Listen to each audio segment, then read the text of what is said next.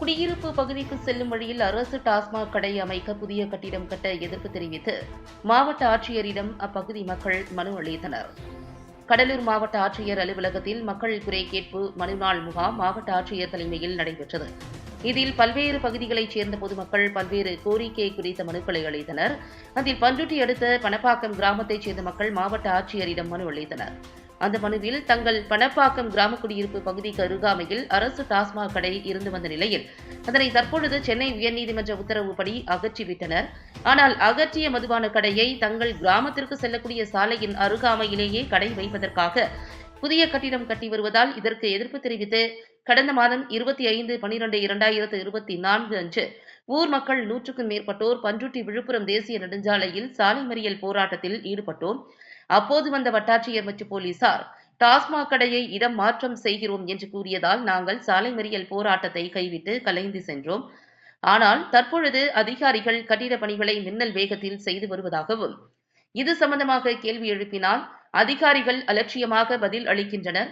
மேலும் தங்கள் கிராமத்தைச் சேர்ந்த மக்கள் மாணவர்கள் அவ்வழியாக சென்று அப்பகுதியில் உள்ள பேருந்து நிறுத்தத்தில் இருந்து பள்ளிக்கு செல்ல உள்ளதால் பாதுகாப்பு இல்லாத நிலை ஏற்படும். ஆகையால் மாவட்ட ஆட்சியர் டாஸ்மாக் கடையை இடம் மாற்றம் செய்ய நடவடிக்கை எடுக்க வேண்டும் என்று அந்த மனுவில் குறிப்பிட்டுள்ளனர். நான் அட்வொகேட் வி கோபாலகிருஷ்ணன். என் சொந்த ஊர் பணப்பாக்கத்தில் ஏற்கனவே உள்ள கடையை ஹைகோர்ட் உத்தரவுப்படி அதை காலி பண்ண சொல்லி உத்தரவு போட்டிருந்தாங்க.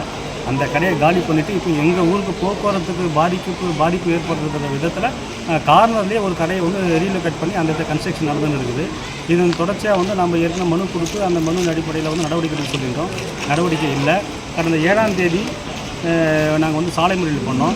பண்ருட்டி தாசில்தார் அவர்கள் எங்கிட்ட பேச்சுவார்த்தை பண்ணி அப்புறம் இன்ஸ்பெக்டர் பேச்சுவார்த்தை பண்ணி கடை வராதுன்னு சொல்லிட்டு அஷூரன்ஸ் கொடுத்துருந்தாங்க. அதுக்கு பிறகு பார்த்திங்கன்னா நான் டிஎம்கிட்ட தொடர்பு கொண்டு பேசும்போது நான் கலெக்டர் உத்தரவு போட்டால் தான் நான் செய்ய முடியும்.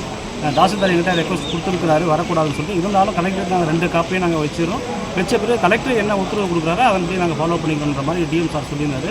அதன் தொடர்ச்சியாக இன்றைக்கி மண்டே பெட்டிஷன் கலெக்டர் நேரடியாக நாங்கள் சந்தித்து மனு கொடுத்துருந்தோம். அந்த மனுவில் தெளிவாக எல்லாத்தையும் நம்ம சொல்லியிருந்தோம். என்னென்னா எங்கள் ஊரில் ரொம்ப இன்டீரியரில் 2 கிலோமீட்டர் உள்ள தான் பணப்பாக்கம் ஒரு வில்லேஜ் இருக்குது. அந்த வில்லேஜ்லேருந்து ஆசாப்பாளையம் பஸ் ஏற வரும்போது அந்த கார்னர்லேயே அந்த கடையை வைக்கிறாங்க. அந்த கார்னரில் கடையை வைக்கிறதுனால அந்த காலேஜ் பசங்க ஸ்டூடெண்ட்டு காலேஜ் ஸ்டூடெண்ட்ஸ் எல்லாருக்குமே பெண்களுக்கு ஒட்டுமொத்தமாக பணப்பாக்கம் மக்களுக்கு ஒரு பாதிப்பு வரக்கூடிய காலகட்டங்கள் இருக்கிறதுனால முன்கூட்டியே ஒரு ப்ரிகாஷனுக்காக இந்த நடவடிக்கை எடுத்துருக்கோம். நாங்கள் நெக்ஸ்ட்டு இந்த நடவடிக்கை இல்லைன்னா அடுத்தது நாங்கள் ஊர் பொதுமக்களை திரட்டி நாங்கள் உண்ணாவிரதம் இருக்கிறதுக்கு நாங்கள் தயாராக இருக்கிறோம்.